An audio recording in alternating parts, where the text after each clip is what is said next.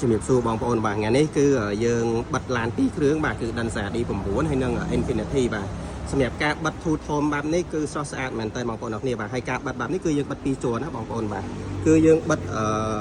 ហ្វៀមការពារទឹកថ្នាំមួយជាន់ហើយយើងបិទមាសពីលើមួយជាន់ទៀតបាទគឺមកកណាត់លើឡាយខាងលើនេះគឺយើងបិទពណ៌មាសសម្រាប់ប្រភេទឡានធំអញ្ចឹងបងប្អូនបិទពណ៌មាសក៏ស្អាតបងប្អូនបិទពណ៌ប្រាក់ក៏ស្អាតបាទ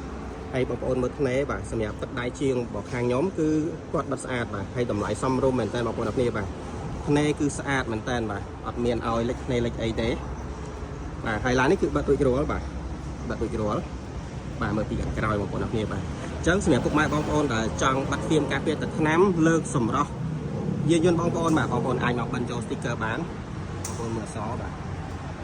អត់មានលិចថ្នេរលិចពណ៌លិចអីទេបងប្អូនអរគ្នាបាទទឹកដៃជាងគឺខ្ញុំធានាជូនបងប្អូនបាទអានេះដិនសាបាទអានេះគឺ Infinity បាទជាងកំពុងតែរៀបចំបិទបងប្អូនបាទឡាននេះឡានកម្របាទអត់សូវមាននៅលើទីផ្សារអត់សូវមាននៅលើផ្លូវទេអធិស្ឋានបាទប្រភេទធំអញ្ចឹងបងប្អូនបិទ Two Tone គឺស្អាតមែនតើបាទហើយបើសិនជាបងប្អូនចង់បិទប្រភេទទឹកថ្នាំធម្មតាបាទស្កុតការពារទឹកថ្នាំប្រភេទ TVA ធម្មតាតម្លៃតែ$200ក្រាស់ទេបងប្អូនអរគ្នាបាទ$200ក្រាស់បងប្អូនអាចមករកបិទបាននៅបញ្ចូល sticker បាទអរគុណច្រើនបងប្អូនបាទ